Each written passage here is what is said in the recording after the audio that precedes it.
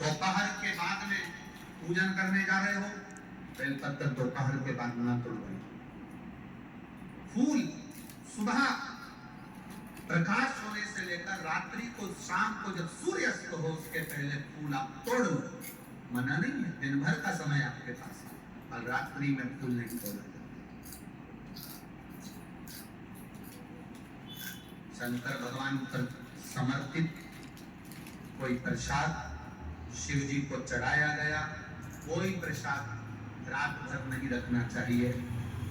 आप लोग तो संकट सोमवार अगर किसी ने करे ना, किसी ने करे संकट सोमवार या 16 सोमवार, हाथ उठाओ किस किस ने करे, पहले करें आप लोगों ने। रखो, जो लोग 16 सोमवार करे हुए होते हैं, संकट सोमवार करे हुए होते हैं, उनको मालूम होता है, उनके स्मरण में रहता है कि संकट सोमवार का जो प्रसाद होता है उसको रात भर नहीं रखते। उसका कारण स्कंद पुराण में लिखा है, उसका कारण शिव महापुराण में भी वर्णन किया है। शंकर भगवान का प्रसाद, शिव जी का प्रसाद, अगर जितना जितना अंधेरा बढ़ते चले जाता है, जितना जितना रात्रि होती चली जाती है और दूसरा दिन अगर लग जाता है, तो उस प्रसाद पर आपका हक नहीं रहता, उस प्रसाद पर फिर चंड का हक हो जाता है, फिर उनके गणों का हक हो जाता है, फिर आपका हक समाप्त।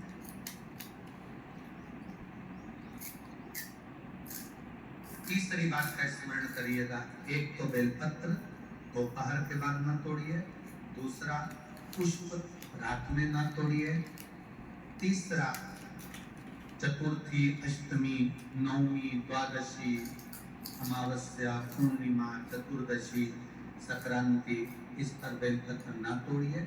मंदिर की चढ़ी हुई, कहीं रखी हुई, कहीं अगर निर्माल्य में भी कहीं ले जाकर पड़ी है वो भी समर्पित कर सकते हो। बेलपत्र तो यहाँ तक वर्णन करती है कि अष्टमी नवमी दोनों पड़ रही है और आपको बेलपत्र की जरूरत पड़ रही, तो एक बेलपत्र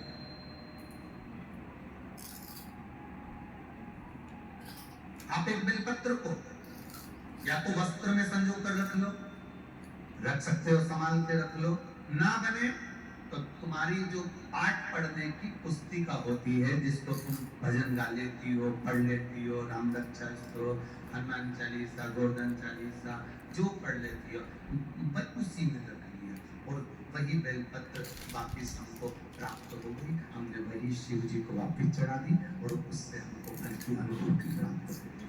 जरूरी नहीं है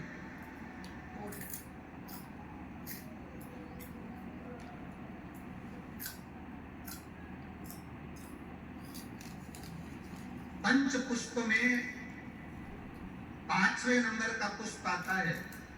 भगवान शंकर आनंद के साथ में विराजमान थे और देवताओं ने जब मंथन किया, उस मंथन में जो विष निकला वो विष देवाधिदेव महादेव को दिया।